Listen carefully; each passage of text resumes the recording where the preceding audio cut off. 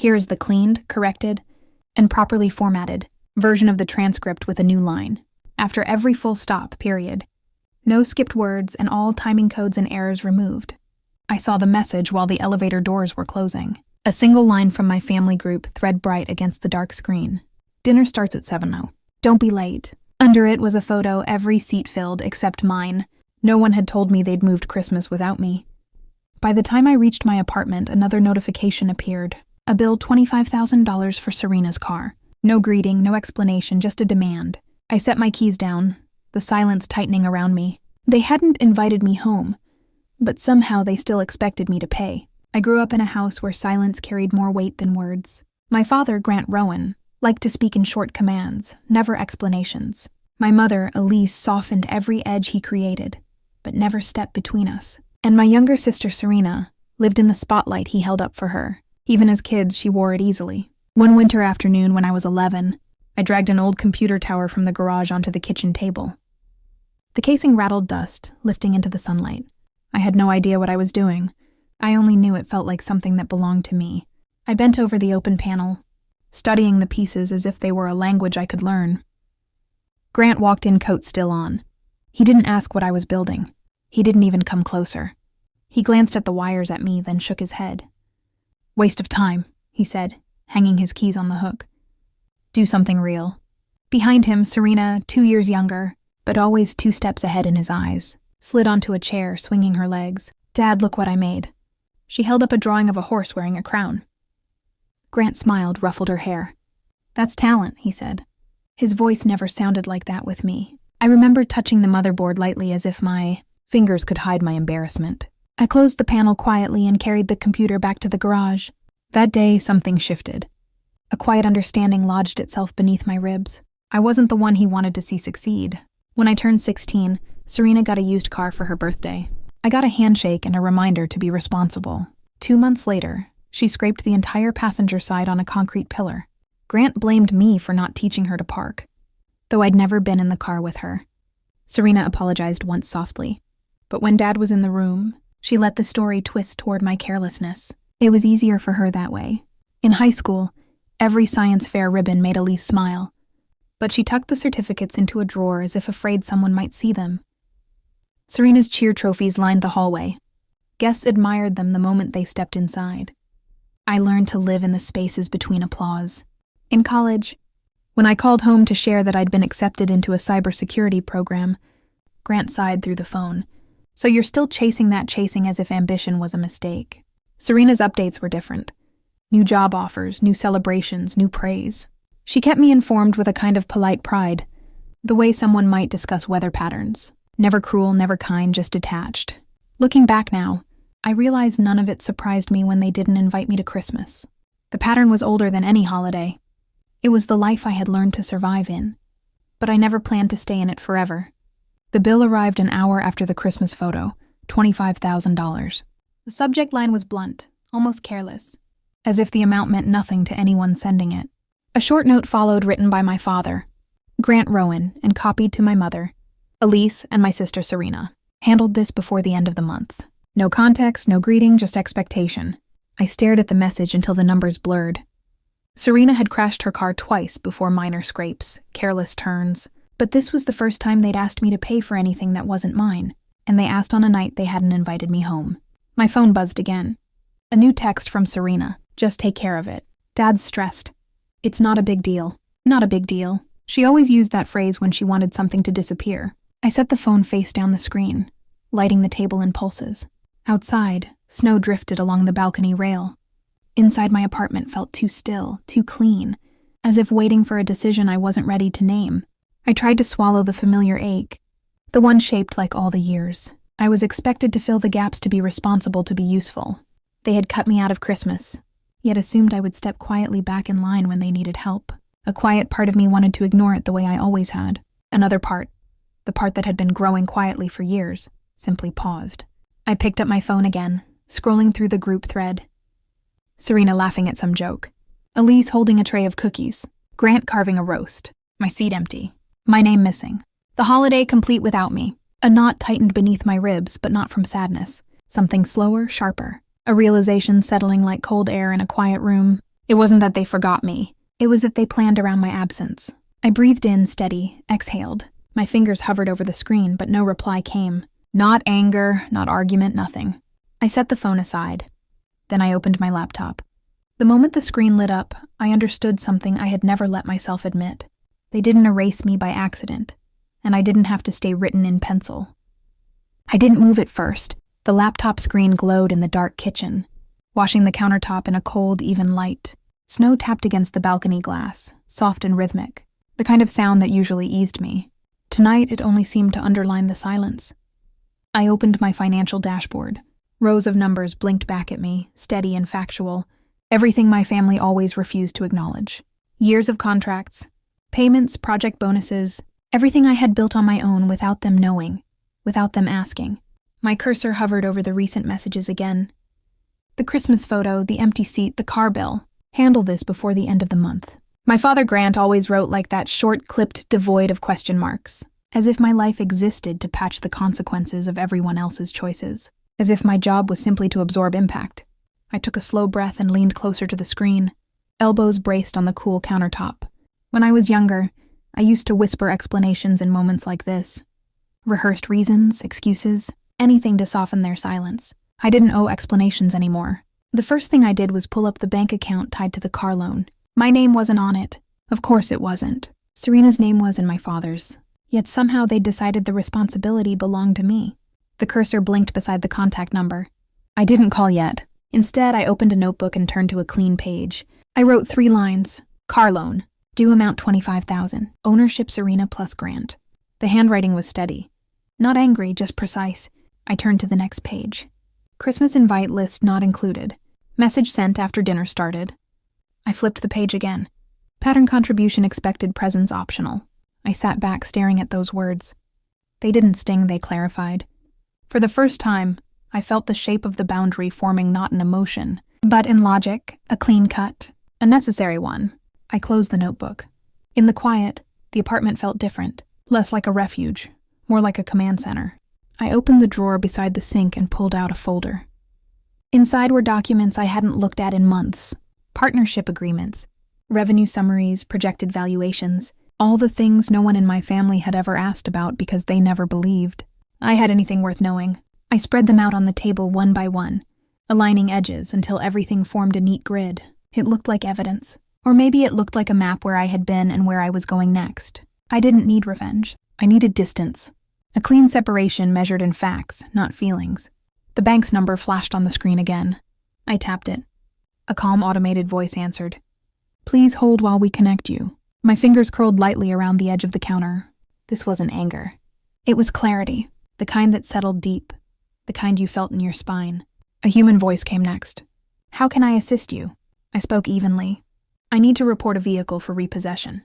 The owner has defaulted. The woman on the line asked for documentation. I gave her every detail tied to the loan, each one provided by my family in the forwarded bill. When she asked for my relationship to the owner, my answer came without hesitation. I'm not responsible for the loan, I said quietly, but the borrowers believe I'm still here to fix things for them. I'm not. There was a pause, the kind where an operator doesn't know if she should ask anything more. She didn't. She simply processed the request. When she confirmed the next steps, I thanked her and hung up. It felt like clicking a light switch off. Clean, final. I didn't feel triumphant. I felt settled.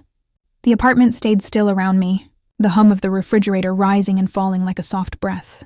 In the reflection on the balcony glass, I saw myself, shoulder-straight hair, pulled back, eyes clear. I opened my email next. A new message from my father sat at the top.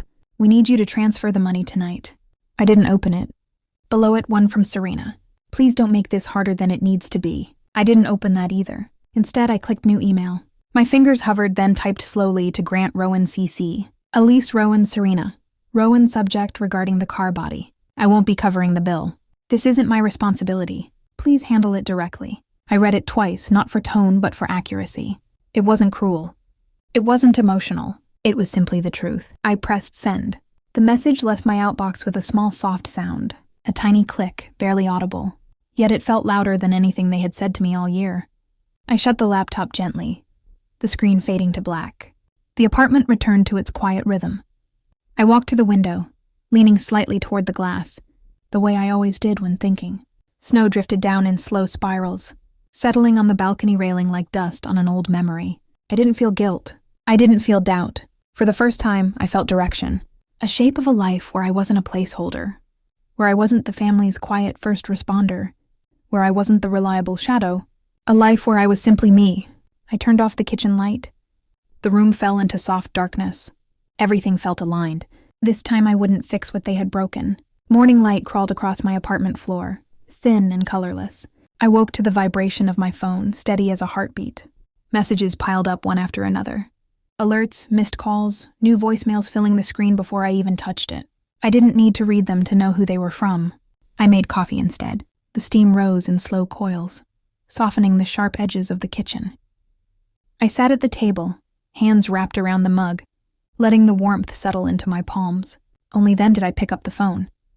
The first voicemail was from my father, Grant Rowan. His voice was clipped, controlled, on the verge of cracking. Emberly called me back immediately. The second was shorter. "This is not how family behaves." The third, longer, tighter, held a strain. He didn't bother masking. "There's a problem with the car. Call me now." I deleted them without listening to the rest.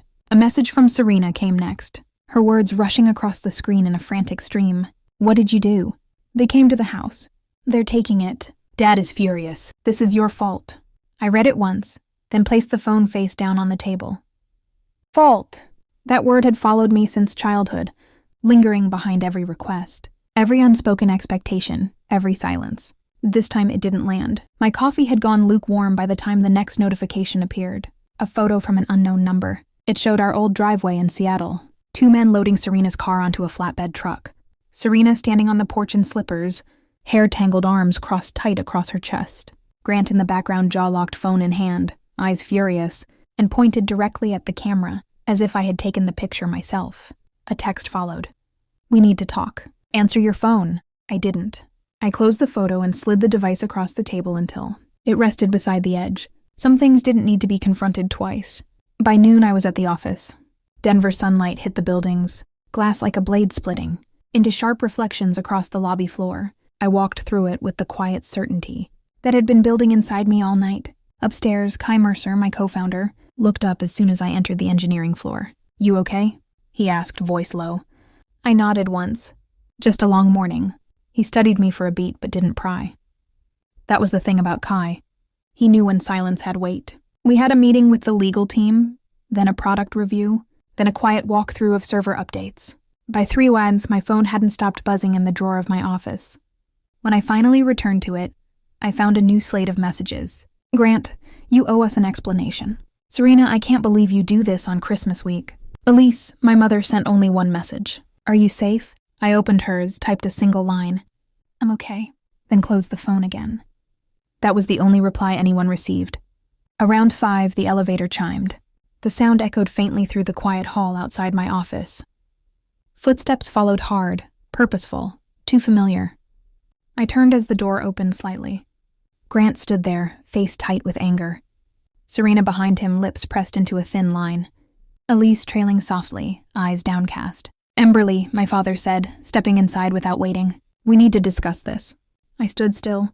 "There's nothing to discuss. You had no right," he snapped. "You embarrassed us." I let the sentence settle in the quiet room. "No," I said. "I stopped being responsible for the consequences of choices I didn't make." His jaw worked. "Family helps each other. Family invites each other to Christmas," I replied calm. "Even family doesn't send a bill as a substitute for a seat." Serena flinched. Elise looked up, a single breath catching in her chest. Grant pointed at the phone on my desk. "Call them. Fix this." I met his stare. The air between us felt cold, precise, inevitable. "I'm done being used." The room stilled. Grant took a step back, not physically, but something in him pulled away recognition, cutting through his anger like a sudden draft. For the first time, he realized I wasn't negotiating. I wasn't returning. I wasn't his to command. He turned sharply, muttering under his breath, and walked out. Serena followed, eyes burning, breath unsteady. Elise lingered a moment, her fingers brushing the doorframe. "I'm glad you're safe," she whispered. Then she left too. The door clicked shut behind them, quiet, exact, final. I stood alone in the office, the city stretching wide beneath the glass. For the first time, the silence felt like authority. The apartment was dim when I returned that night. No messages lit the screen. No vibrations echoed across the counter. The silence felt complete in a way it never had before, steady, almost structural, as if the quiet itself was holding the walls upright. I set my keys down and walked to the window, leaning slightly toward the glass, the way I always did when thinking. Denver stretched beneath me, calm and wide, the lights blinking like slow-moving constellations. The city didn't care who I had been to my family. It only reflected who I was becoming. I made tea and carried it to the balcony. The air was colder than earlier, soft with the kind of stillness that comes only after a decision has already taken shape. I wrapped both hands around the mug and let the steam rise against my face. My breath drifted out in thin, pale ribbons dissolving into the night. No messages lit the screen. No vibrations echoed across the counter. The silence felt complete in a way it never had before, steady, almost structural, as if the quiet itself was holding the walls upright. I set my keys down and walked to the window, leaning slightly toward the glass, the way I always did when thinking. Denver stretched beneath me, calm and wide, the lights blinking like slow-moving constellations. The city didn't care who I had been to my family. It only reflected who I was becoming. I made tea and carried it to the balcony. The air was colder than earlier, soft with the kind of stillness that comes only after a decision has already taken shape. I wrapped both hands around the mug and let the steam rise against my face. My breath drifted out in thin, pale ribbons dissolving into the night. There was no triumph in me, no rush, no surge of victory, just space. Enough space to finally see the years I had spent bending myself around other people's expectations. Enough space to understand that stepping away wasn't rebellion, it was survival. And enough space to feel for the very first time that my life belonged to me in a way it never had before. Inside, the apartment's lights glowed faintly against the hardwood floor. A folded jacket lay on the back of a chair. A small stack of work files sat neatly on the table. Ordinary things, quiet things, uncomplicated by obligation. I thought of Elise, my mother, her soft voice. The careful question she'd asked earlier, "Are you safe?" It echoed in me longer than anything else from the day. For years, I mistook distance for failure, silence for punishment. But standing there, feeling the cold wind move through my sleeves, I understood something uncomplicated and clean. Sometimes distance is the only version of love you can give yourself. A car moved along the street below headlights, sweeping like a slow arc across the buildings. I watched it disappear into the dark, feeling no pull to anything behind me. The life waiting ahead was quiet, intentional mine. I finished my tea, set the mug down, and let the night settle around me. Light open free. I closed the balcony door behind me, the latch clicking softly in the quiet apartment. No voices followed, no footsteps trailed close, just the steady hum of a life I had finally chosen without permission. People think the hardest part is letting go. It isn't. It's realizing how long you held on to a weight that was never yours. And in that realization, something shifts. Clean, irreversible. Silence stops feeling like absence. It starts sounding like freedom.